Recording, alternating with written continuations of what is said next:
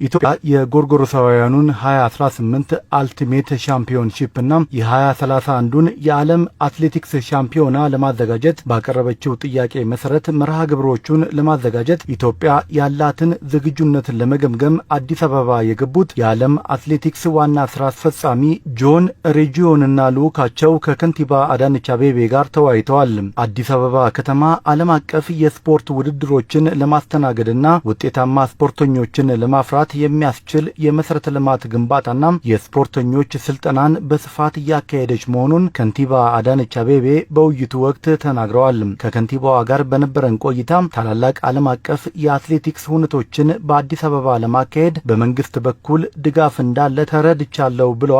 የዓለም አትሌቲክስ ዋና ስራ አስፈጻሚ ጆን ሬጂዮን I'm here on behalf of World Athletics to explore the possibility of staging major track and field athletic events here in Addis እኔ እዚህ የተገኘሁት የዓለም አትሌቲክስ ተቋምን ወክዬ ኢትዮጵያ ብሎም አዲስ አበባ ታላላቅ የዓለም አትሌቲክስ ሁነቶችን ለማስተናገድ ያላቸውን ዝግጁነት ለመመልከት ነው። ከከንቲባዋ ጋር በቀጣይ ዓለም አቀፍ የስፖርት ሁነቶችን በማዘጋጀት ረገድ ባላቸው እቅድ ዙሪያ በመወያየቴ ደስተኛ ነኝ። ዓለም አቀፍ የአትሌቲክስ ሁነቶችን በአዲስ አበባ የማዘጋጀቱን ሐሳብ እንደሚደግፉት ከከንቲባዋ በመስማቴም ተደስቻለሁ። እዚህ ከተማ እየተካሄደ ያለው ነገር የማይታመን ነው። ከ25 ዓመታት በፊት ከተማዋን አውቃታለሁ። አሁን ላይ በከተማዋ እያንዳንዱ ግንባታ የስፖርት መሰረተ ልማትን እያካተተ ነው። በአጠቃላይ በከተማዋ ያለው የስፖርት መሰረተ ልማት ግንባታ ከተማዋ ታላላቅ ዓለም አቀፍ ውድድሮችን እንድታካሄድ ተመራጭ የሚያደርጋትም ነው። ከንቲባዋ በሀገሪቱ ያለውን ትልቅ የስፖርት አቅም ለዓለም የማስተዋወቅ እቅድ እንዳላቸው ነግረውናል። እኛ ደግሞ ታላላቅ ዓለም አቀፍ ውድድሮችን ወደዚህ በማምጣት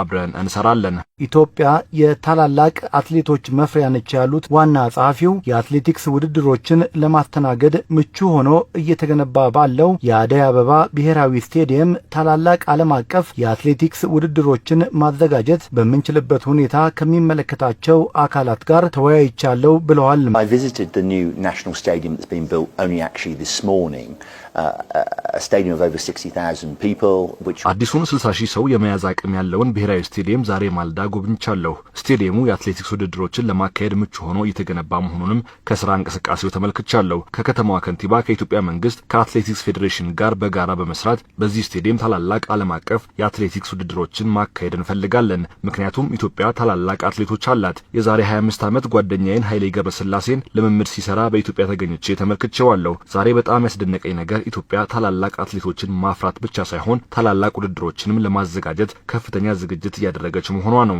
ይህ ለወደፊት የሀገሪቷ አትሌቲክስ እድገት ትልቅ መነቃቃት ነው። አዲስ አበባ ታላላቅ ዓለም አቀፍ የስፖርት ውድድሮችን የማካሄድ አቅም ስላላት ይህንን ለማምጣት ከዓለም አትሌቲክስ ተቋም ጋር እየሰራን ነው ያለው ደግሞ የኢትዮጵያ አትሌቲክስ ፌዴሬሽን ፕሬዝዳንት አትሌት ኮማንደር ስለሺ ስህን ነው። ለወርልድ አትሌቲክስ የተለያዩ ውድድሮችን በተለይ የ2028 የአልቲሜት ሻምፒዮንሺፕ እና የ2031 ዓለም ሻምፒዮናን የጨረታ ሰነድ ለወርልድ አትሌቲክስ አስገብተናል። ባስገባነው መሰረት ማየት የሚፈልጉት ነገር አለ። ስቴዲየሙ ማየት ይፈልጋሉ፣ የመንግስትን ፍላጎት ማየት ይፈልጋሉ፣ ማዘጋጀት ይቻላል የሚለውን ነገር ለማየት ነው አንድም የመጡት። እነኚህ ውድድሮች ሲመጡ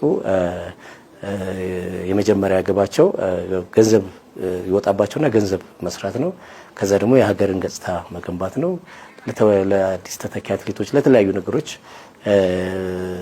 ሞራል መፍጠር ነውና በዛ ልክ ሀገራችን ያላትን ነገር እንዲያውቁ እኛም ደግሞ ትልልቅ ውድድሮችን ማዘጋጀት እንደምንችል ለማሳወቅ በሚል ነው በዚህ ደረጃ እየተሰራ ያለው ማለት ነው። የዓለም አትሌቲክስ ዋና ስራ አስፈጻሚ ጆን ሬጂዮንና ልዑካቸው በኢትዮጵያ በሚኖራቸው ቆይታም በአዲስ አበባ ከተማ የተገነቡ የስፖርት መሰረተ ልማቶችን ይጎበኛሉ።